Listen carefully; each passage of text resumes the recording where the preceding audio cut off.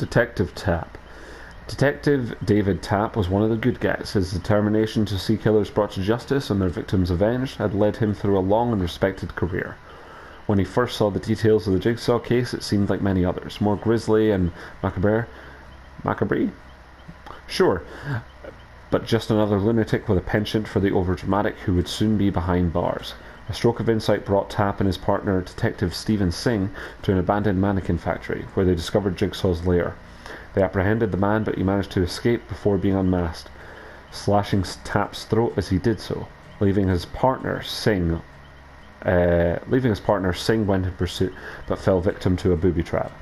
Tapp had failed to go by the book on this one occasion, entering the lair without a warrant, and it resulted in a detective's death. He was discharged from the force and left with a ruined throat and crippling guilt. He channeled that guilt into an obsession. He would find the killer, stop the murders, vindicate himself, and avenge his friends and colleague. Following the evidence trail brought him to Dr. Lawrence Gordon, and he staked out the doctor's apartment, sure that he would find some evidence of guilt. Then he saw a stranger at Gordon's window and heard gunshots. Tapp confronted him, and the man fled, with the pursuit leading to an industrial building. Tapp's age caught up with him. A fight that he would have easily won in his younger days ended with Tapp taking a bullet to the chest. Slumping to the floor, he saw only failure. He had failed his partner and the other victims. Whoever the killer was, Tapp had been unable to stop him. More would die, and it would be his fault.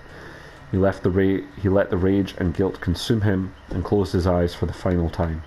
Beneath him, the concrete floor softened. He dug his fingers into the ground, feeling dirt and leaves. Where his chest had been wet with blood, the shirt was now dry and the pain had gone. His eyes opened onto a darkened sky and the jagged, searching fingers of branches. Screams echoed through the forest, and a new determination filled him. His mind was clear for the first time in months. Victims needed to be avenged, killers thwarted. He didn't know what this place was, but he was still a cop, and he always would be. He had a job to do.